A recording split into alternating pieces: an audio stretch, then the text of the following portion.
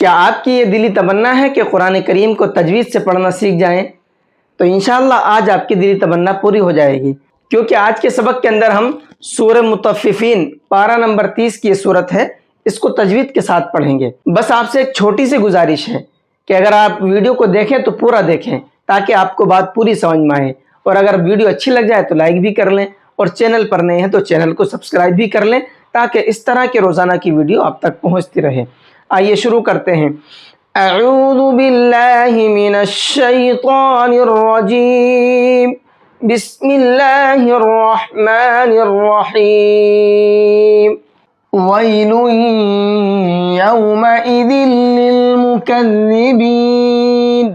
वैलुन, यहाँ पर गुन्ना करके पढ़ेंगे।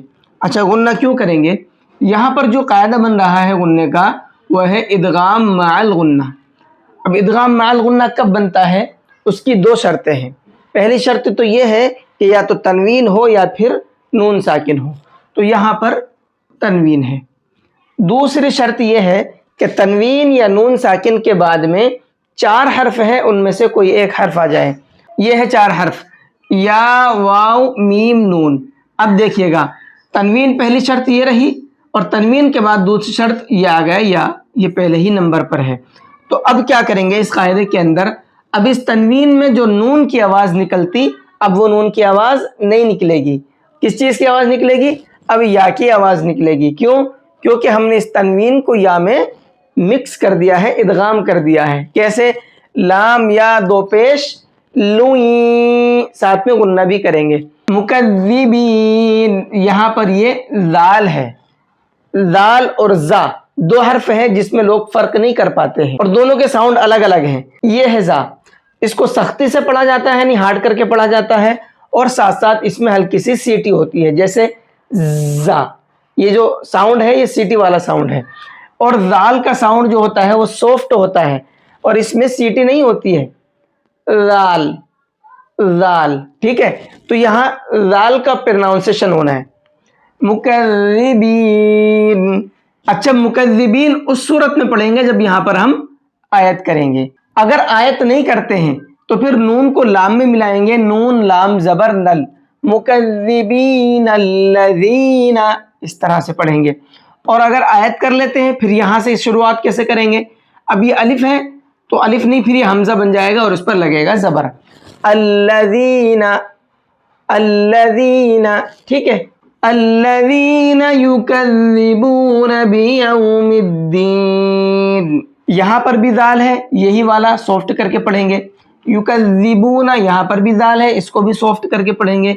वमा युकज़्ज़िबु बिही इल्ला कुल्लु मुअतदिन असीम। बिही, यहाँ पर ये जो मद है ये मद्दे मुनफसिल है।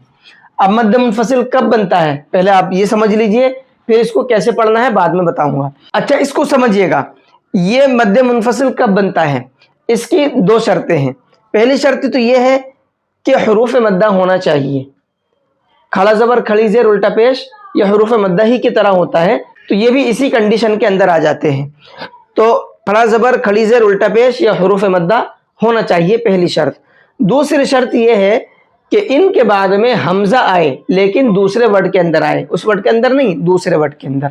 अब यहाँ पर देखिए, यहाँ पर खड़ी जेर है पहली शर्त, और उसके बाद में यह आ गया दूसरे वर्ड के अंदर हमजा, क्योंकि बिही एक अलग वर्ड है और इल्ला अलग वर्ड है। तो खड़ी जेर के बाद हमजा आ रहा है दूसरे वर्ड के अंदर। इस सूरत में ये छोटा मद बनेगा, मद्दे मुनफसिल। इसको 1 से 3 अलिफ के बराबर खींच करके पढ़ेंगे। बिही इल्ला, ठीक। कुल्लु मुअतदिन, कुल्लू के लाम को जल्दी पढ़ेंगे। यहाँ पर ज़्यादातर लोग गलती ये करते हैं कि इसको खींचते हैं कुल्लू। अगर आप कुल्लू पढ़ेंगे तो यहाँ पर ये वाव मद्दा का साउंड आ जाएगा, हालांकि यहाँ वाव मद्दा नहीं है, सिर्फ पेश है, और पेश को जल्दी पढ़ा जाता है, खींचकर नहीं पढ़ा जाता है। तो कैसे पढ़ेंगे? कुल्लु मुअतदिन असीम। मुअतदिन, यहाँ पर तनवीन के अंदर इजहार करेंगे। अब इजहार क्यों करेंगे? इसकी भी 2 कंडीशन है। पहली कंडीशन ये है कि या तो तनवीन हो या फिर नून साकिन हो, तो ये आ गया तनवीन। दूसरी कंडीशन ये है कि کہ تنوین یا نون ساکن کے بعد میں 6 حروف ہیں، ان میں سے کوئی ایک حرف آ جائے۔ 6 حروف یہ ہے، دیکھیے حمزہ، ہا، عین، ہا، غین، خا۔ اب تنوین یا نون ساکن کے بعد ان 6 حرفوں میں سے کوئی ایک حرف آ جائے، تو یہاں پر دیکھیے یہ ہے پہلی کنڈیشن تنوین، اور اس کے بعد میں یہ آ گیا حمزہ جو کہ پہلے ہی نمبر پر ہے۔ تو اب کیا کریں گے، اس تنوین کو صاف صاف پڑھیں گے، اب غنہ اخفا نہیں کریں گے۔ معتد اثیم اذا تتلى عليه آیاتنا قال اساطیر الاولین۔ آیاتنا، یہاں پر بھی زیادہ تر لوگ پڑھنے میں غلطی کرتے ہیں۔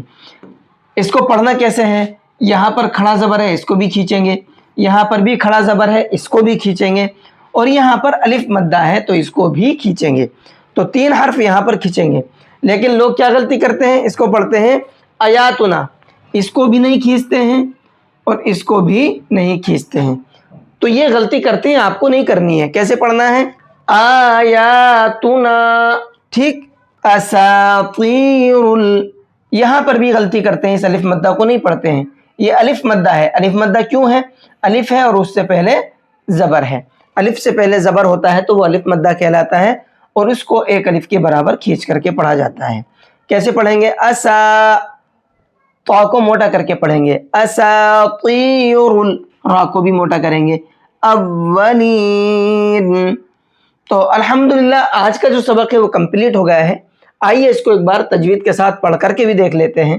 وَيْلٌ يَوْمَئِذٍ لِّلْمُكَذِّبِينَ، آیت کرنے کی صورت میں، اور آیت نہیں کریں گے تو مُكَذِّبِينَ الَّذِينَ، ٹھیک ہے، سمجھ میں آ گیا آپ کو، الَّذِينَ يُكَذِّبُونَ بِيَوْمِ الدِّينِ وَمَا يُكَذِّبُ بِهِ إِلَّا كُلُّ مُعْتَدٍ أَثِيمٍ إِذَا تُتْلَى عَلَيْهِ آيَاتُنَا قَالَ أَسَاطِيرُ الْأَوَّلِينَ۔